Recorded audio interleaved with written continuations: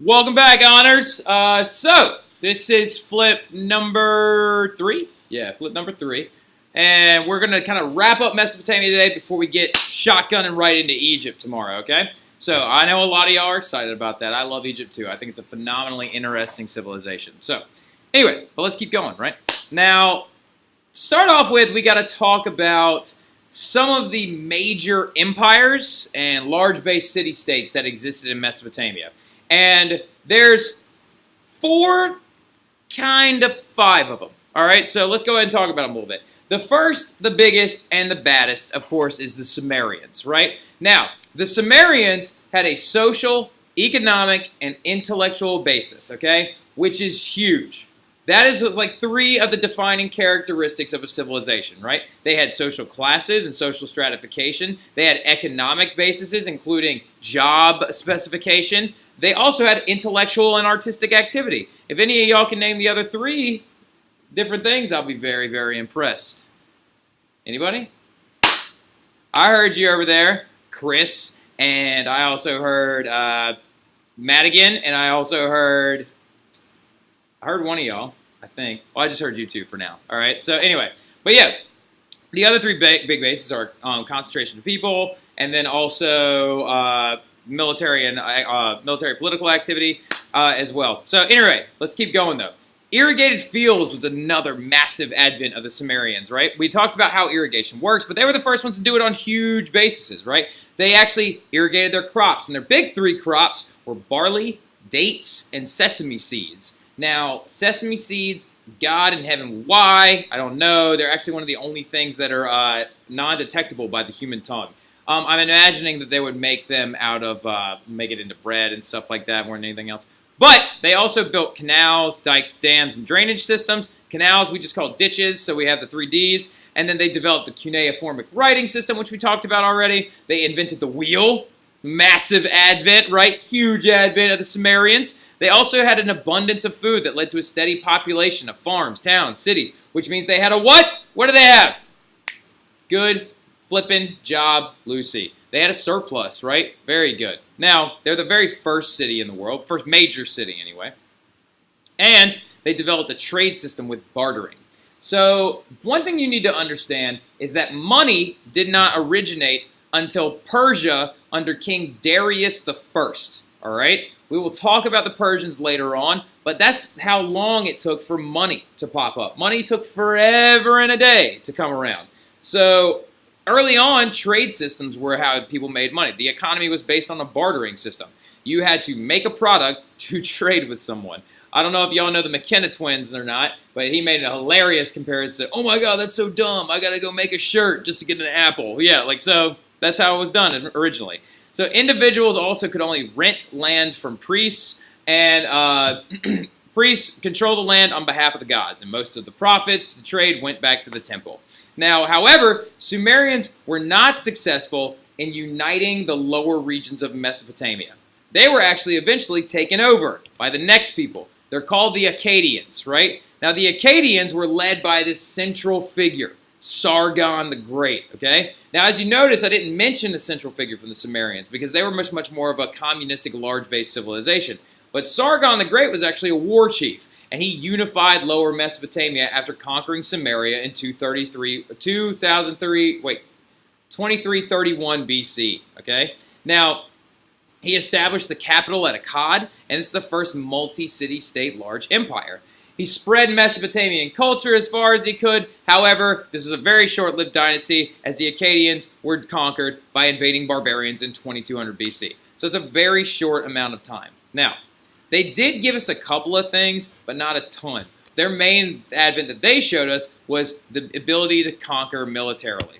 So let's keep going, though. The next guys were, of course, the Babylonians, all right? So y'all are probably really annoyed that you can't see all that right there, but don't worry, I know what it is, and I'll say it to you. So just listen closely. Now, the Babylonians actually were led by a man named King Hammurabi. Some of y'all actually have probably heard of this guy before. Now, he was the 6th Amorite king, and he also conquered a place called Assyria. His big advent is he's going to build new canals, new irrigation systems, new water systems, so actually like give sustenance to cities, and he also had an economy based on bartering and trading, but it was based more in cloth and textiles and actually produced goods. So individuals could also own land in his city, so it kept him very powerful for a very long time.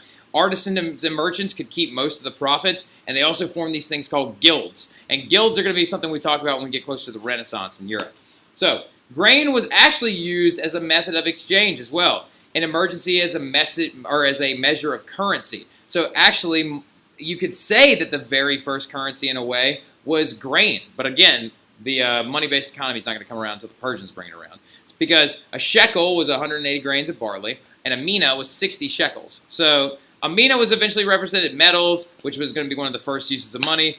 But again, it was still based on grain early on. Hammurabi's biggest legacy, though, even though Mesopotamia was not united for long, they had a central location dominated in trade, and the Babylonians reunite Mesopotamia. His biggest legacy is his code of law, all right? You've all heard of it before. To enforce his rule, Hammurabi collected the laws of all of Babylon in a code that would apply to everywhere in the land. Now, we'll get into why it's not necessarily a fair, quote-unquote, by what we would consider laws to be fair as today, but it's the most extensive law code from the ancient world that's ever been seen. All right, now circa 1800 BC anyway.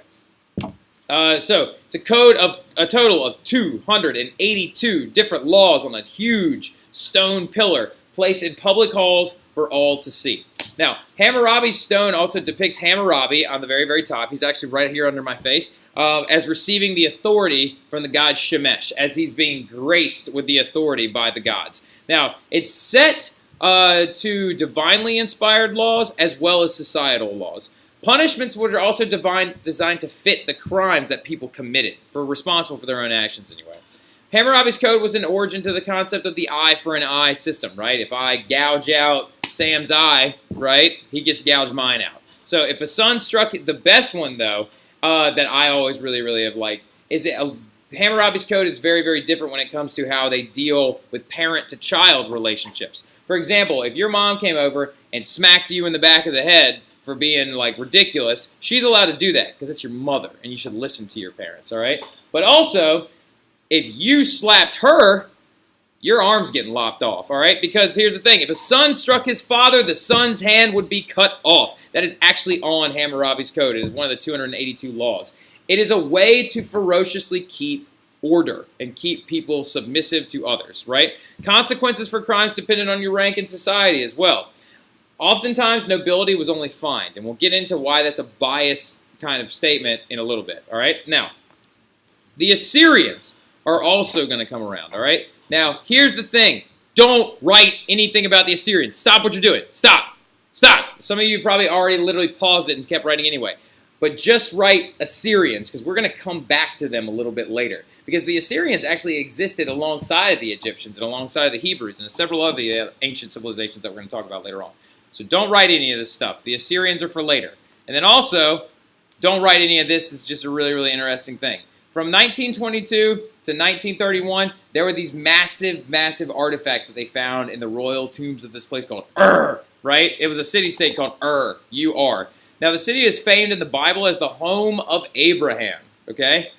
And discoveries of such extravagant jewelry, such as gold cups, silver, bowls of alabaster, myrrh, frankincense, and extraordinary other objects of art and culture, opened the world's eyes to the big, giant example that was the Sumerian Empire. The reason why I'm talking about this right now is that it's evidence. It's evidence that, like, the Mesopotamians were a massive culture of people, right? The royal tombs of Ur. The coolest thing, though, about the royal tombs of Ur is this great death pit that actually exists that they uncovered in 1929. And actually, it's a mass grave containing the bodies of 6 guards and 68 servants that were meant to serve their noble. And the grave was a great funeral procession, and apparently the poor were made to drink poison because they wanted to accompany the king and queen in the afterlife. So they actually killed themselves. And 68 plus 6 is 74. 74 people killed themselves for their king so they could join them in the afterlife, right?